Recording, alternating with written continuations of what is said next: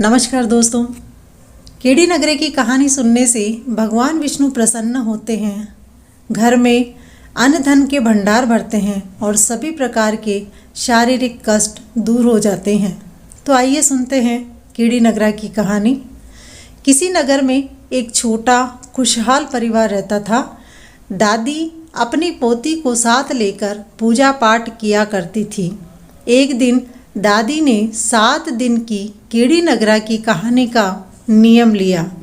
दादी कीड़ी नगरा की कहानी कहती, पोती उस कहानी का हुकारा देती। दोनों साथ कीड़ी नगरा सींचने जाती। इस प्रकार 6 दिन पूरे हुए। 7वें दिन दादी ने अपना कीड़ी नगरा की कहानी का उद्यापन किया, परंतु पोती का उद्यापन नहीं किया। समय बीतता गया। पोती जवान हुई।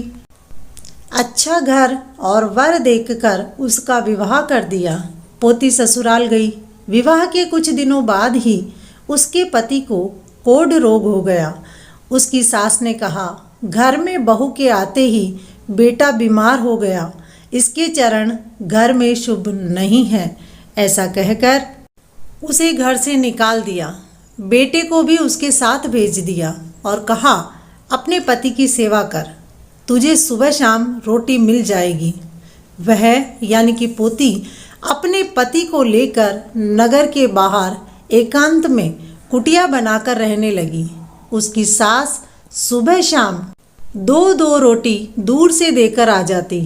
वह एक रोटी अपने पति को खिलाती, एक रोटी स्वयं खाकर दिन रात पति की सेवा करती।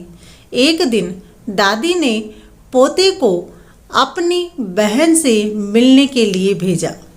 साथ में चूरमे के लड्डू भी भेजे। भाई अपनी बहन से मिलने गया। वहां जाकर पता चला कि उसकी बहन नगर के बाहर कुटिया बनाकर अपने पति के साथ वहीं रहती है। भाई उनकी हालत देखकर दुखी हुआ। उसने चूरमे के लड्डू बहन को दिए और चला गया। बहन ने अपने हिस्से का लड्डू खाया, पति के हिस्से का पति को दिया।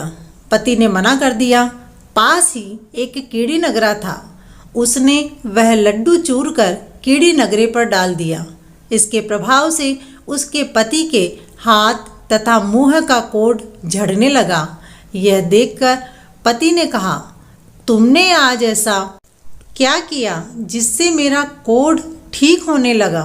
पत्नी बोली, मैंने तो आज आपके हिस्से के लड्डू कीड़ी नगरे पर डाले थे। जरूर इस बात का कोई रहस्य है। हमें किसी समझदार व्यक्ति से पूछना चाहिए। दूसरी ओर जब भाई अपने घर पहुंचा तो सबको बहन के बारे में बताया।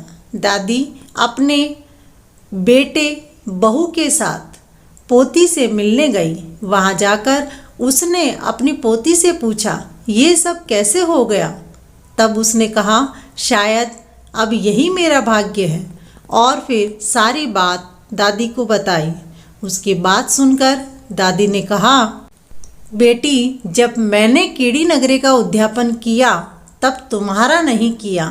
शायद यह कीड़ी नगरे का श्राप है, परंतु अब चिंता मत कर, सब ठीक हो जाएगा।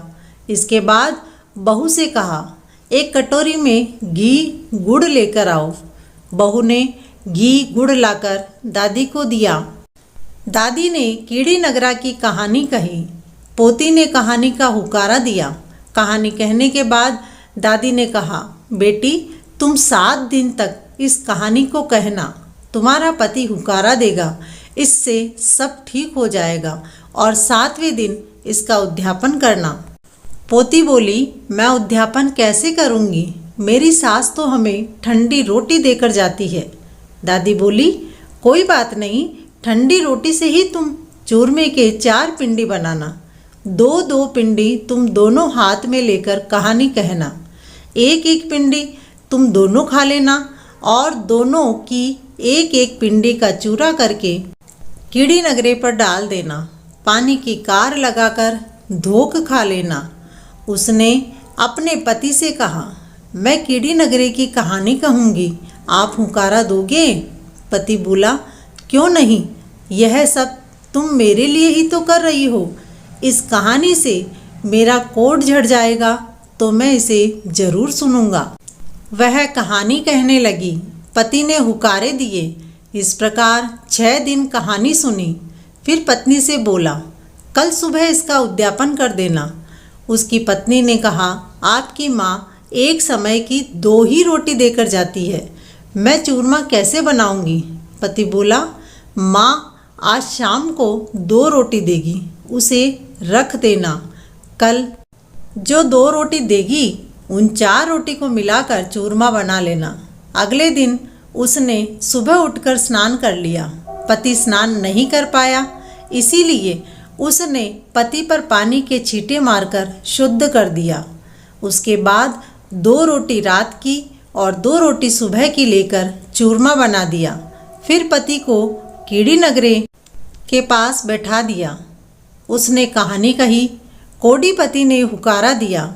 उसके पश्चात दोनों ने एक एक लड्डू कीड़ी नगरे पर बुरका दिया, पानी की कार लगा दी। फिर धोख देकर बोले, हमारा कोट झाड़ देना, कोई भूल हो गई हो तो क्षमा कर देना। इस प्रकार दोनों ने कीड़ी नगरे की कहानी सुनी और उसका उद्यापन किया। तत्पश्चात वहाँ से उठकर दोनों ने बची हुई चूरमे की एक एक पिंडी खाई और पानी पिया। देखते ही देखते कोडीपति की काया कंचन सी हो गई। दोनों ही कोट झड़ने से बहुत प्रसन्न हुए। शाम हुई तब उसकी सास रोटी लेकर आई। हर रोज की तरह दूर से ही बहू को रोटी दी। चारपाई पर बैठे अपने बेटे को नहीं पहचान पाई। बहू पर चिल्लाकर बोली, ये तुमने चारपाई पर किसे बिठाया है? मेरा बेटा कहाँ है? बहू बोली, यही है आपका बेटा। फिर भी विश्वास नहीं होता तो सासू, चांद की पहन ले चोली, लोहे की तान ले तनात, ब्याह में आएगी बारात, तब अपना परिवार इकट्ठा कर लेना और हमें अपना लेना। सास अपने घर गई, अपने पति को सारी बात बताई। तब उसने कहा, वह हमारा ही बेटा है, उसे 6 महीने हो गए हैं वहाँ रहते, इसलिए तुम पहचान नहीं पाई। पर उसकी जिद के कारण सास ससुर ने अपने परिवारजनों को बुलाया। सास ने चांद की चोली पहन ली, लोहे की तनात तान दी, गंदी नाली से एक लोटा भर लिया, फूटी हुई थाली ले ली, जवार का एक डोडा ले लिया। फिर वह अपने बेटे को अपनाने चल पड़ी। तब फूटी थाली सोने की हो गई। लोटे में जो गंदा था पानी वह शुद्ध पानी हो गया। जो जवार का डोडा उसने लिया था उसके मोतियों के दाने हो गए। फिर वह माँ बेटे के पास पहुँची। तब माँ की छाती का दूध बेटे की मूछ पर तथा बहू के घूंघट पर गिरा। उसके बाद वह अपने बेटे बहू को गाजे बाजे के साथ अपने घर ले आई। बेटे बहू को चौकी पर बैठाया। बहू से सास ने पूछा कि बहू, तुमने ऐसा कौन सा उपाय किया जिससे मेरा बेटा बिल्कुल ठीक हो गया? तब बहू ने अपनी सास को सारी बात बताई। कीड़ी नगरे की कहानी का चमत्कार सुन सास बोली, हे कीड़ी नगरा, कहानी कहने, सुनने, हुकारा देने वाले सभी के कष्टों को दूर करना। बोलो विष्णु भगवान की जय।